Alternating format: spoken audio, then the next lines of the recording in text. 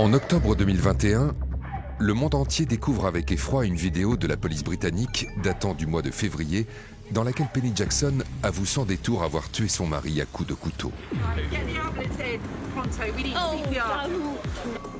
Ces aveux semblent signer sa condamnation pour meurtre.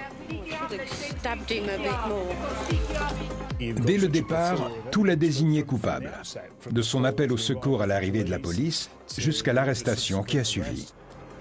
Elle l'a tué. Il n'y a absolument aucun doute là-dessus. I know what I've done, and I know why I've done it, and if I haven't done it properly, I'm really annoyed. Là où le doute subsiste, c'est concernant les circonstances du meurtre et la façon de les interpréter. Mais dans cette affaire où la coupable est déjà toute désignée, une autre facette reste cependant à explorer. I'm very sorry for being a nuisance. Dans cette vidéo où on entend Penny Jackson, elle ne cherche pas à mentir.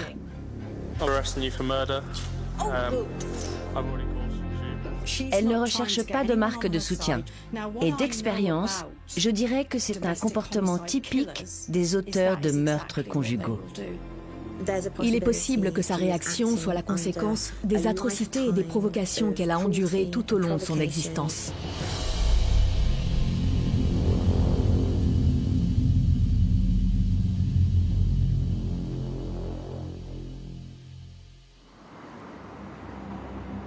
Dans le procès de Penny Jackson, à l'issue du plaidoyer final de l'accusation le 13 octobre 2021, le juge va prendre une décision étonnante en autorisant la publication de la vidéo de son arrestation. I stabbed him once because he's an aggressive bully and nasty, and I've had enough. Quand la vidéo des aveux de Penny est rendue publique, l'emballement médiatique pour l'affaire devient mondial. Les médias n'ont rien eu à faire. Ils n'avaient qu'à poster le lien de la vidéo. Parce que cette séquence parle vraiment d'elle-même. And when he said you wouldn't do it, I did it twice more.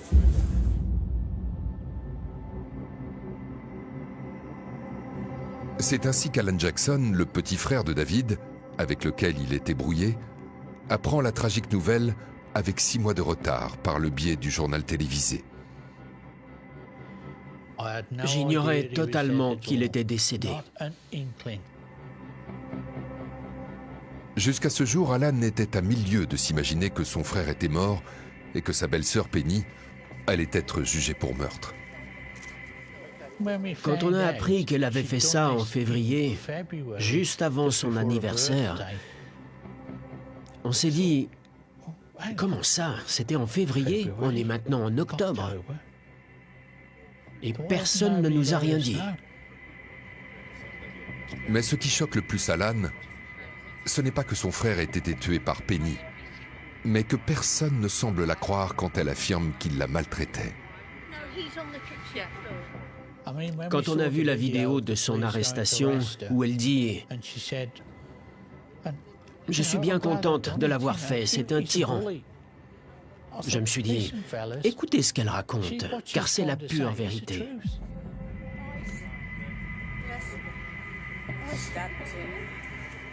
Ce que Penny lui a fait, ça devait bien finir par arriver. C'était son destin, et il l'a bien cherché. David et Alan Jackson grandissent dans le village de Quinton, près de Birmingham, avec leurs parents et leur sœur Jenny. David était beaucoup plus âgé que moi. Quand j'étais petit, il était souvent là.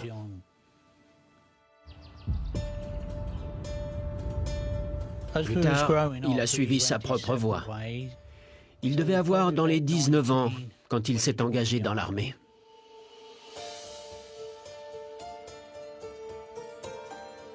Quand David revenait à la maison, il allait au pub avec mon père.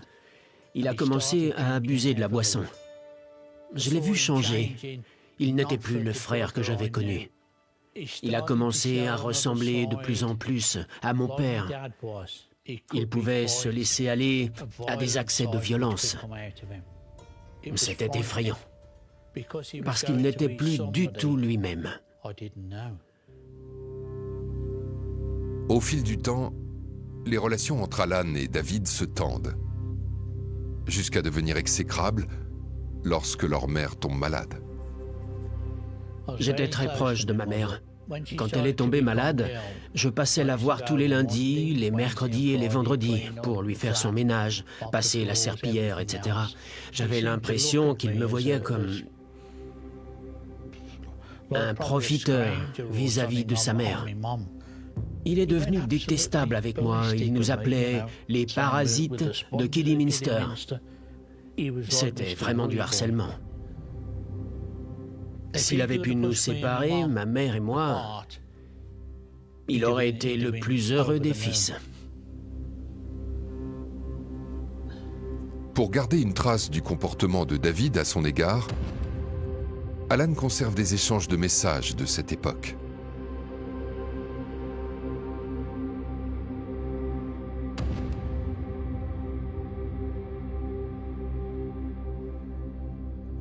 Il garde aussi un vieux message vocal de son frère.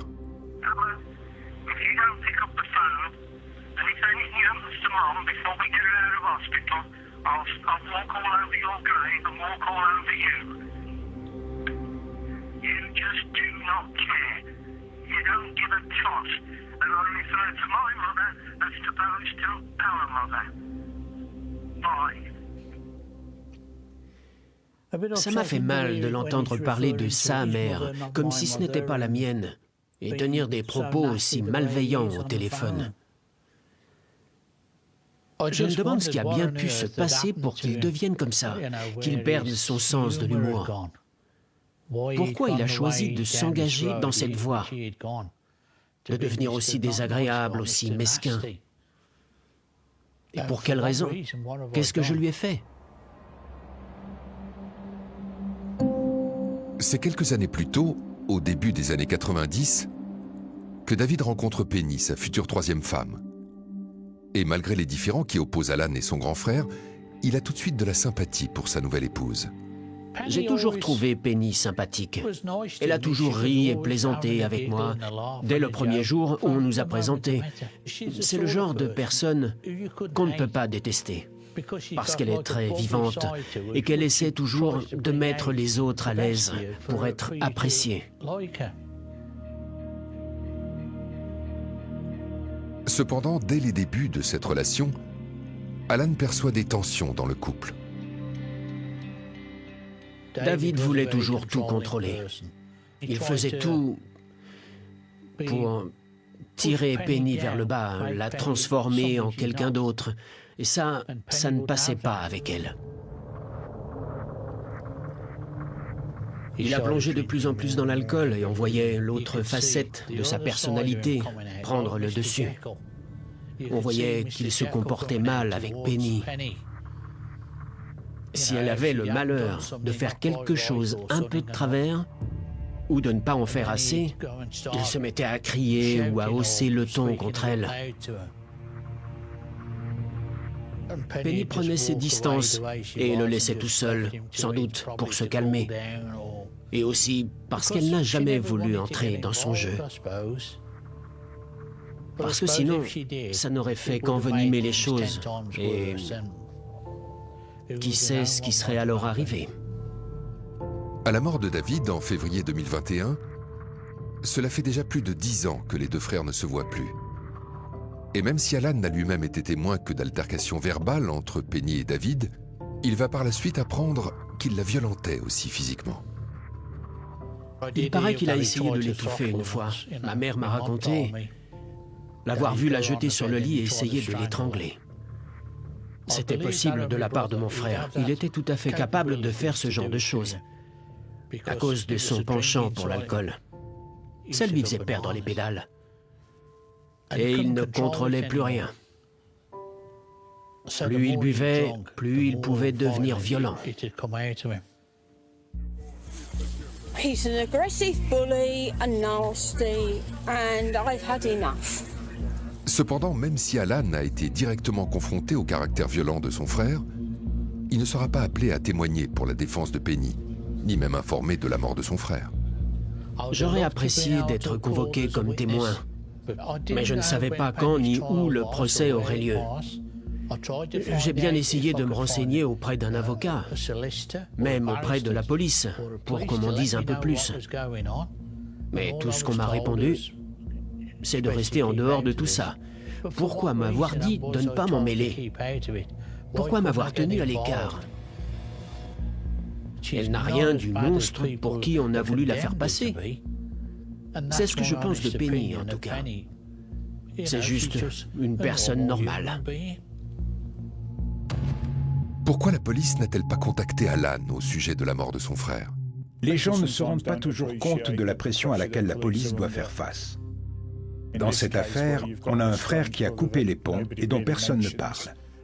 On voit mal comment les choses auraient pu se passer autrement, même si pour le frère de la victime, ça a dû être un coup dur. En même temps, c'est leur histoire familiale qui a conduit à cette situation. Et puis son témoignage manque de poids et de crédibilité. Ce qu'il raconte s'est passé longtemps avant les faits et n'a pas vraiment de rapport avec ce qui s'est produit dans cette cuisine cette nuit-là. Même sans le témoignage d'Alan, la défense va devoir trouver le moyen de montrer au jury cette autre facette de la personnalité de David et évoquer les faits de maltraitance à l'égard de Penny.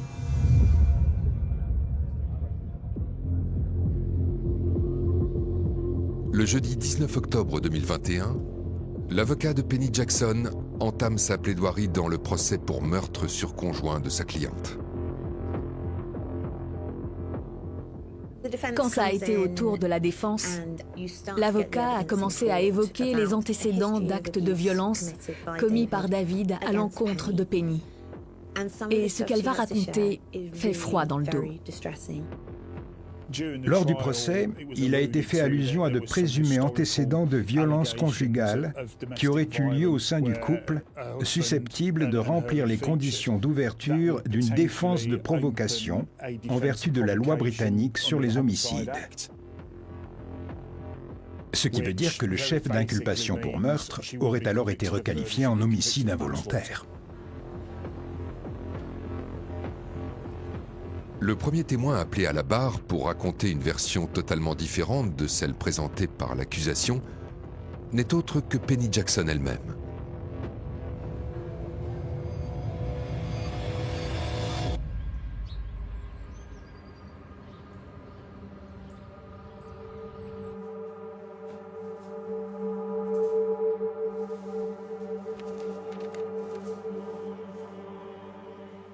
Je m'appelle Emma Kenny. Je suis psychologue et présentatrice télé, et j'ai là une transcription des déclarations de Penny lors du procès. Elle relate le déroulement de sa vie et comment elle a fini par devenir cette personne aujourd'hui notoirement connue pour avoir tué son mari. On lui donne l'opportunité de décrire sa situation au jury pour qu'ils comprennent qui elle est vraiment. Tous les membres du jury sont des gens ordinaires. Ce ne sont pas des experts. Ils n'ont pas de formation en droit. Et quand ils vont devoir décider si Penny est innocente ou coupable, ils vont très certainement se baser sur son passé, sa situation financière, et ils vont aussi s'intéresser à son comportement. À coup sûr, ils vont l'observer pour voir si elle exprime des émotions, comme du remords par exemple. Même si le témoignage de Penny Jackson va davantage concerner sa relation avec David, elle commence par évoquer son enfance. Personne ne sait rien de mon enfance. Je ne me suis jamais livrée à personne sur cette période. C'est ainsi que le jury apprend que Penelope Dolling est née en 1955 à l'hôpital militaire Royal Albert dans le sud-est de Londres. J'avais tout juste 10 jours quand j'ai été placée en famille d'accueil. Je n'en garde que très peu de souvenirs. Je me souviens que je n'avais pas beaucoup de jouets. Je n'ai jamais eu de vélo. Vous voyez, quand on met un enfant au piquet ou au coin pour le punir, eh bien, mon coin à moi, c'était le placard sous l'escalier. Ce que Penny raconte au sujet de son enfance fait froid dans le dos. Ça dénote un haut degré d'abandon. Enfermer un enfant dans un placard pour le punir, c'est de la maltraitance. Et ce genre de traumatisme peut avoir de terribles conséquences par la suite. Quand on s'intéresse au passé de Penny, il y a des faits frappants.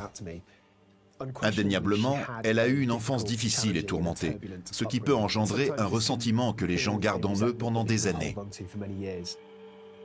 Ça nous renseigne sur les raisons pour lesquelles une femme qui, à tous les égards, semble avoir réussi sa vie, peut du jour au lendemain commettre l'irréparable. Pendant que Penny relate sa jeunesse face au juré, elle explique qu'elle s'est mariée pour la première fois à l'âge de 17 ans, à un homme du nom de Melvin Porter. On était tellement jeunes. On avait très peu de moyens. Ils se mettent ensemble, se marient et ont un enfant. C'est sa façon à elle de trouver un équilibre. Mais c'est une gamine. Elle n'a que 17 ans. C'est jeune pour se marier et avoir des enfants. Penny raconte à la cour qu'elle et Melvin ont traversé des difficultés qui ont très rapidement abouti à des violences. Elle explique que quand il était sous l'emprise de l'alcool, il devenait agressif envers elle. Sa mère lui donnait de l'argent qu'il dépensait en alcool au pub, ce qui n'arrangeait rien. Et puis, un soir, il m'a battue si fort que j'ai fui jusqu'à une cabine téléphonique. On n'avait pas le téléphone, peu de gens l'avaient à l'époque. J'ai couru appeler au secours et j'ai été placée dans un foyer pour femmes battues. Même si Penny a divorcé de Melvin 10 ans avant de rencontrer David, et que la famille de Melvin a récusé ses accusations, son témoignage révèle qu'elle a essayé au moins une fois dans sa vie de faire cesser les violences qu'elle subissait. Dans son témoignage, elle apparaît comme une femme qui peut supporter d'être battue tant que ces violences n'atteignent pas un certain point. Dans toutes ses déclarations, on entend Penny expliquer qu'elle peut tolérer les violences tant que sa vie n'est pas en danger et qu'elle peut rester avec un homme violent jusqu'à ce stade. Penny passe ensuite au récit de son mariage avec David et de leur déménagement avec leur fille Isabelle sur une base de la RAF à Rheindahlen, en Allemagne, en 1996. Une époque de leur vie que Penny décrit comme heureuse. À cette époque, je me souviens qu'il est plein d'attention et d'amour pour moi. Mais après 2 ans de bonheur en Allemagne, David reçoit une nouvelle qui va tout changer. David apprend par le biais d'un appel téléphonique que son fils s'est donné la mort. Penny raconte, il s'est effondré, il pleurait en répétant « Oh mon Dieu, oh mon Dieu ». La perte de son fils a, selon Penny, des conséquences radicales et immédiates sur son comportement. Au tout début, il est resté prostré, et puis, progressivement, il est devenu de plus en plus violent et très irascible. Il se mettait en colère pour un oui ou un non. Ça commençait toujours par des agressions verbales, et puis il m'attrapait et me secouait. Une fois, à mon retour du travail, il m'a mis un coup de tête. Il m'a fait tomber du haut des escaliers. Il m'a mis des coups de poing.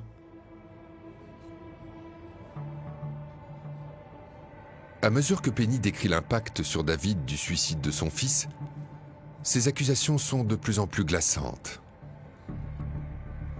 Il lui arrivait de me serrer le cou parfois jusqu'à ce que je m'évanouisse.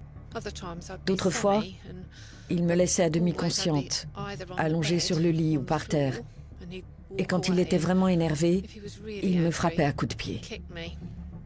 Et puis, 1 heure plus tard, il revenait en disant « Je suis désolé, ça ne se reproduira plus, je suis désolé. » Le 21 octobre, lorsque Penny termine de livrer son témoignage, la description de sa vie ressemble à un catalogue d'horreur. Après ces crises de violence, il était toujours tellement désolé, il répétait « C'est la dernière fois, je ne voulais pas en arriver là, je suis désolé, j'ai perdu le contrôle. » Et ces fois-là, quand il était allé trop loin, que j'étais bouleversée ou couverte de bleu, et que je n'avais pas envie de rapport sexuel, il plaquait sa main sur ma bouche et ce n'était pas faire l'amour. Il me faisait mal. Mais le récit des souvenirs de Penny peut-il suffire à convaincre les jurés? Peut-il s'agir du même homme que celui que l'accusation a dépeint comme aimant, attaché à sa famille et complètement soumis à sa femme? Et quand bien même les accusations de Penny seraient-elles fondées, est-ce suffisant pour légitimer son geste fatal plus de 20 ans après? Ce qu'on néglige souvent de préciser concernant le système judiciaire, c'est qu'il existe deux standards de preuve totalement différents. La défense se trouve dans une position dans laquelle elle n'a absolument rien à perdre et tout à gagner. Tout ce qu'il lui suffit de faire, c'est d'instiller le doute.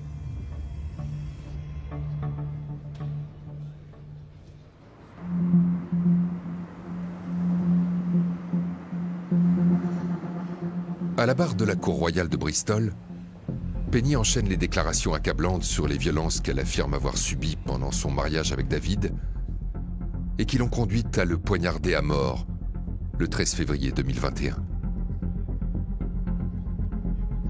Mais sans aucun autre témoignage pour corroborer les dires de Penny, le jury peut-il se fier à ces déclarations? La défense est-elle en mesure d'étayer les affirmations de sa cliente?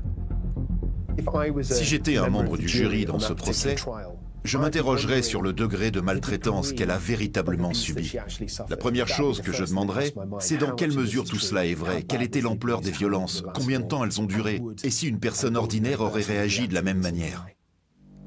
Au 11e jour du procès, la défense appelle à la barre la fille de Penny Jackson, Isabelle. David a élevé Isabelle comme sa propre fille, même après que Penny lui a appris, peu de temps après leur mariage, qu'il n'est en réalité pas son père biologique. La nuit du meurtre, David et Penny étaient en visio avec Isabelle, alors âgée de 31 ans, et avec son mari Tom, avant que n'éclate la dispute fatidique. I admit it all. All right. Just get them. All right, I want to go in. All right. No, he's on the kitchen floor. Can someone just stay with Devon while I go in? Le témoignage d'Isabelle se concentre sur la période entre 1996 et 2002, à l'époque où la famille habite en Allemagne. On sait que Penny a été victime de violences conjugales pendant cette période, parce que sa fille Isabelle a témoigné lors du procès et confirmé avoir assisté à des scènes de violence quand elle était enfant. À la barre, Isabelle déclare avoir vu son père violenter sa mère en 3 occasions, peu après le suicide de son demi-frère. Des incidents que Penny a elle-même rapportés devant la cour quelques jours auparavant. Il m'a fait une crise de jalousie à cause d'un mug qu'Izzy m'avait offert pour la fête des mères. Elle l'avait caché dans un placard et il l'a jeté contre le mur, sans aucune raison. Isabelle va confirmer une autre déclaration de sa mère selon laquelle elle aurait saigné du nez après avoir reçu un coup de poing, ainsi qu'une autre scène de violence lors d'un barbecue en famille. Il m'a mis un coup de tête et il m'a frappé, y compris avec ses poings. J'ai couru me réfugier à l'intérieur, il m'a suivi. Et à un moment, je ne me souviens pas de tous les coups, mais je me suis retrouvée avec un couteau sous la gorge. Sa mère lui tenait le bras en criant « David, arrête! David, David !» parce que ça durait depuis un long moment. J'étais presque soulagée qu'il y ait des témoins. Ces expériences dénotent un haut degré de violence. Ça a dû être terrifiant pour les proches qui ont assisté à la scène, mais aussi pour Penny. On parle d'un homme qui lui met un couteau sous la gorge et à qui ça ne pose pas de problème de faire ça devant des témoins. Pour autant, ces épisodes relatés à la fois par Isabelle et par Penny datent d'une vingtaine d'années en arrière, juste après le suicide de Gavin, le fils de David.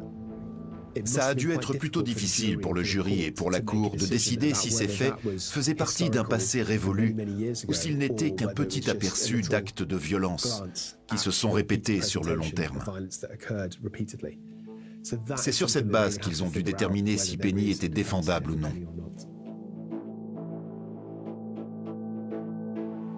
C'est bien normal que David ait traversé un passage à vide après le suicide de son fils. Émotionnellement, il s'est retrouvé dans une situation terrible et il a probablement cherché à rejeter la faute sur Penny et sur lui-même.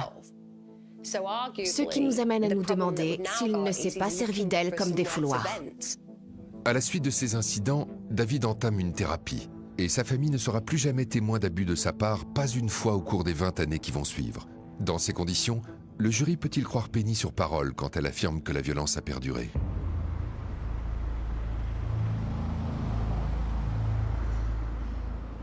Ce que la défense attendait des jurés, c'était qu'ils adhèrent à la thèse selon laquelle Penny avait perdu le contrôle d'elle-même et que cette perte de contrôle était le résultat des agissements de son mari. Pas seulement à cette époque, mais sur toute une période. Et s'il existait bien des preuves manifestes de menaces et de violences physiques à son encontre de nombreuses années plus tôt, ces preuves étaient inexistantes pour toute la période qui a suivi, et ce jusqu'à la date du meurtre. En tant que procureur général, je suis tenu d'enquêter là-dessus. Mais dans cette affaire, il était clair, d'après les différents témoignages, qu'aucun des protagonistes n'était particulièrement violent, qu'il ne l'était pas particulièrement, que même c'était plutôt elle qui le provoquait. Mon rôle en tant que procureur serait de dire au jury qu'il y a bien eu des incidents, mais qu'ils n'ont pas eu d'impact. De son côté, la défense avancera que ce n'était que la partie visible de l'iceberg et qu'il y a forcément eu d'autres incidents dont personne n'a jamais rien su tout au long du mariage.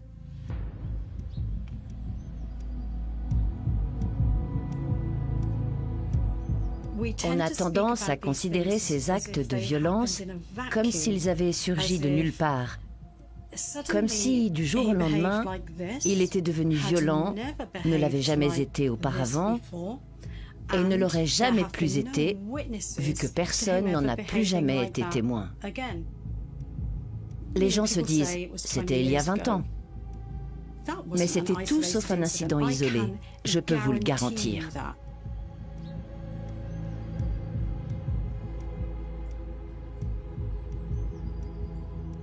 Je suis le professeur Jane Monckton-Smith. Je suis criminologue spécialisé dans les homicides. Et je suis aussi ex-officier de police. Le professeur Jane Monckton-Smith a étudié les éléments matériels en lien avec cette affaire. Et son analyse est à l'opposé de celle livrée par l'accusation. Dans cette vidéo de Penny Jackson, ce qui m'interpelle, c'est l'honnêteté sans fard de ses propos. Ce que je trouve frappant, c'est qu'elle ne cherche absolument pas à manipuler qui que ce soit. Elle n'est pas en train de mentir. Elle ne recherche pas de marque de soutien. Et à aucun moment, elle ne cherche à se dédouaner. Et d'expérience, je dirais que c'est un comportement typique des auteurs de meurtres conjugaux. Right, get the ambulance in. Pronto, we need CPR. No, please don't. Yeah, we need the ambulance in. Stabbed him a bit more. Les personnes manipulatrices qui veulent tout contrôler sont incapables d'une telle honnêteté. C'est pour ça que, dès l'instant où je l'ai entendue tenir ses propos, je me suis dit que ce n'était pas elle l'élément manipulateur dans cette relation. Ce n'était pas elle qui était violente ou dangereuse. Pour le professeur Monckton-Smith, la peur et la victimisation qui transparaissent dans le témoignage de Penny sont bien authentiques. Le principe même du contrôle coercitif est qu'il se manifeste en permanence. Il ne s'arrête jamais. Il ne cesse jamais parce que ce n'est pas un contrôle qui se manifeste par intermittence. Au contraire, il correspond à un mode de fonctionnement au sein d'une relation. Je n'ai aucune espèce de doute sur le fait que sa vie ait pu être en danger, parce qu'on a des antécédents de strangulation et d'usage d'une arme. Cependant, les tribunaux britanniques ne reconnaissent pas les témoignages d'experts en matière de contrôle coercitif. Aucun expert n'a donc pu être appelé à la barre pour témoigner en faveur de Penny.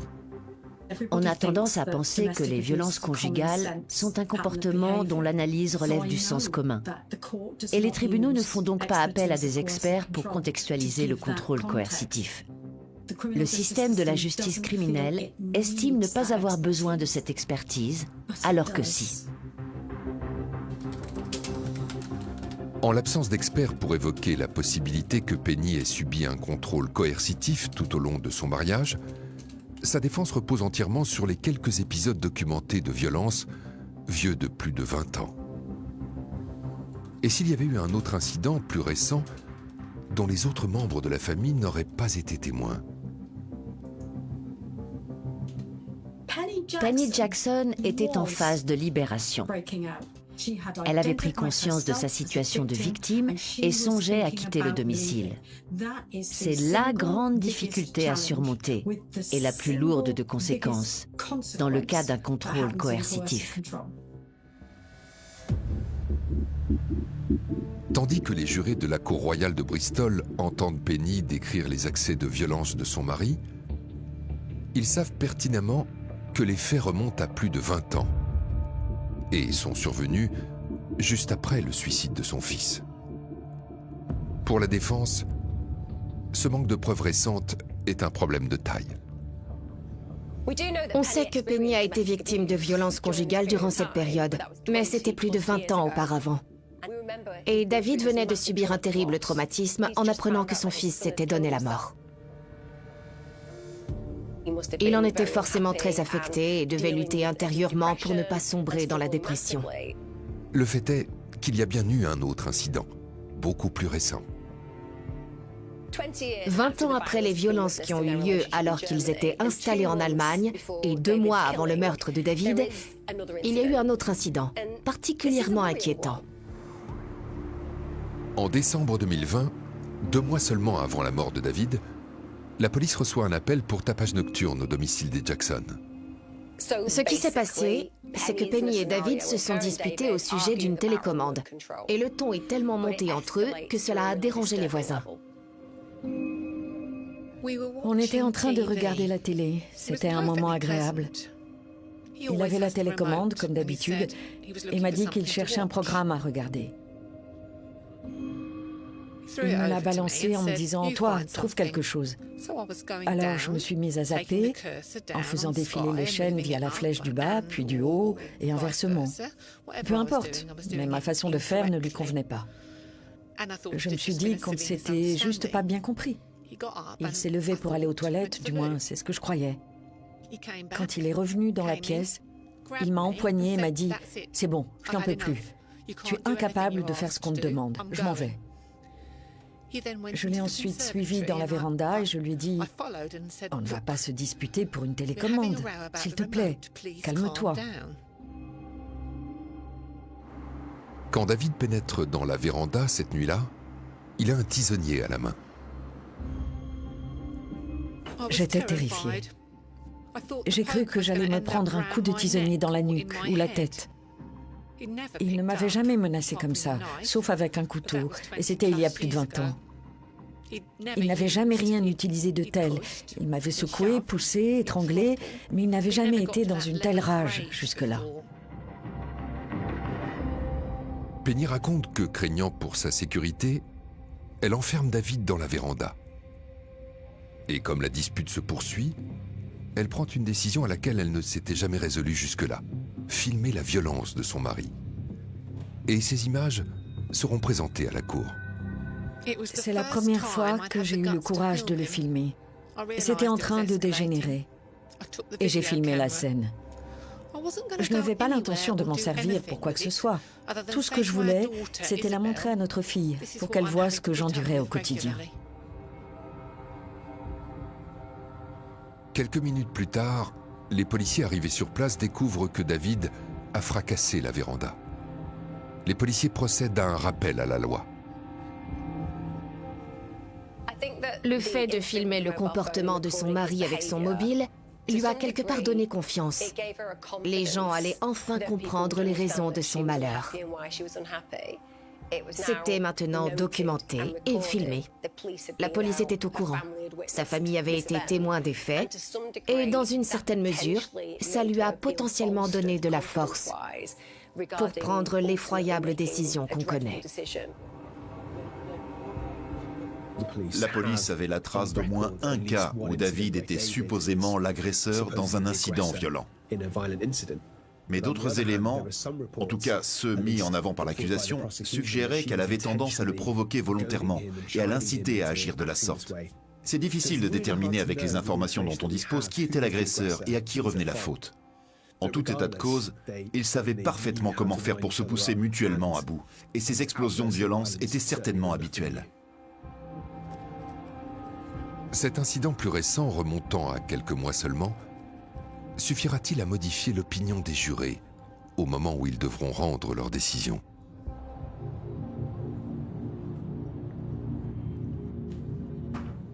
La révélation de cet incident, survenu 2 mois avant le meurtre, lors duquel Penny a enfermé David dans la véranda, a clairement semé le doute dans l'esprit des gens. Personnellement, je pense que c'est elle la victime, qu'elle a tellement souffert d'être malmenée qu'à un moment, elle a eu le sentiment que sa seule solution était de se débarrasser de lui. Je m'appelle Tom Bevan, je suis reporter pour la SWNS, une agence de presse basée à Bristol. Pendant le procès de Penny Jackson, j'ai été là tous les jours et j'ai couvert toute la procédure jusqu'au verdict final. De toute évidence, ce qui s'est passé, c'est que Penny a enfermé David dans la véranda à cause de son comportement et de ses agissements à son encontre. David a alors cassé la vitre pour en sortir et s'est mis à la menacer. La police a été appelée sur place et c'est donc un incident qui a été enregistré, contrairement au précédent. Tom Bevan se souvient de l'impact qu'a eu cet incident plus récent, couplé au témoignage de Penny au sujet des violences exercées par son mari que 20 années plus tôt. Durant les investigations, en examinant l'historique de navigation de Penny, la police a découvert qu'elle avait recherché des foyers pour victimes de violences conjugales sur Google. Clairement, leur relation n'était pas aussi simple que ce que laissait entrevoir l'image d'un couple heureux en ménage dépeinte par l'accusation. Après la comparution de Penny comme témoin, les gens ont commencé à avoir de la sympathie pour elle, à la voir comme une victime. En fin de compte, ceux qui suivaient l'affaire et qui au départ étaient convaincus de sa culpabilité ont commencé à avoir des doutes. C'est d'ailleurs le cheminement de pensée que j'ai eu moi-même. Le 27 octobre 2021, le jury se retire pour délibérer avant de prononcer son verdict. En ont-ils vu assez pour considérer Penny comme une victime de violences répétées et estimer que ce crime est le résultat d'années de maltraitance? Ou vont-ils au contraire la juger coupable de meurtre avec préméditation? Dans n'importe quelle procédure judiciaire, il y a toujours 2 récits qui se confrontent. Le récit de l'accusation et celui de la défense. Et ces 2 récits se font concurrence pour remporter la confiance du jury et faire pencher les jurés d'un côté ou de l'autre. Au terme de 11 heures de délibéré, le jury est prêt à rendre son verdict. Il déclare Penny Jackson coupable du meurtre de son conjoint David, rejetant par là même l'argument selon lequel elle aurait été poussée à l'acte par des violences répétées. L'impact de l'appel d'urgence et la confession filmée de Penny ont clairement fait pencher la balance en sa défaveur.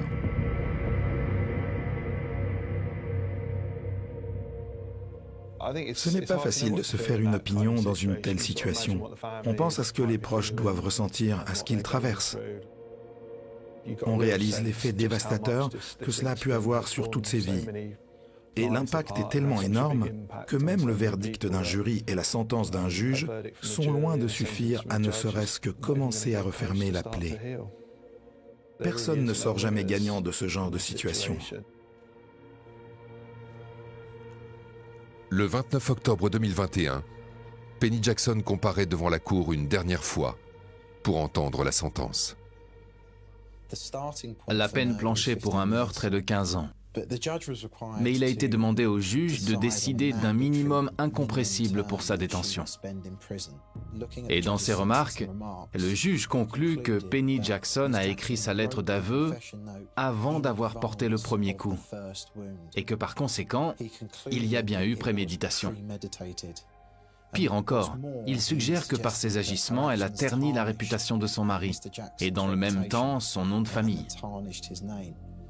En conséquence, le juge a ajouté aux 15 ans de peine planchée 3 ans de plus pour circonstances aggravantes, portant sa peine à 18 ans. Avec cette peine incompressible de 18 ans, Penny Jackson ne sera libérable qu'à l'approche de ses 90 ans. Et l'emballement médiatique autour de cette affaire fait qu'elle demeurera une figure d'infamie jusqu'à la fin de ses jours. Le portrait qui a été dressé de Penny Jackson n'a pas aidé à lui attirer de la compassion. Elle est juste apparue comme une personne insaisissable, une sorte de monstre en pyjama. Cette affaire, d'après moi, est vraiment un cas exceptionnel qui n'arrive qu'une fois dans une génération, compte tenu de son absence totale de remords ou de repentir pour un acte qu'on peut qualifier de gratuit et barbare. Personnellement, je n'ai aucun doute sur le fait que c'est une tueuse totalement psychotique. Elle demeure une menace pour la société et doit rester en détention.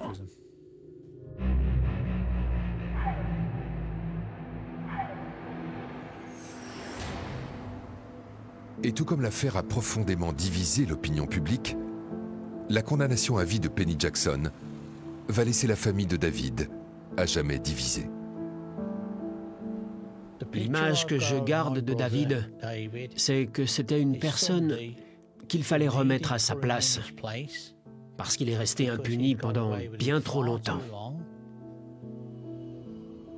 Ce jour-là, la coupe était pleine, et elle a dit « Stop, je ne peux plus continuer comme ça ». Et quand on voit qu'elle a pris 18 ans, juste pour s'être défendue contre un personnage tyrannique, il y a de quoi se demander où est la justice dans tout cela. J'étais soulagée d'apprendre qu'elle ait pris 18 ans. Vraiment.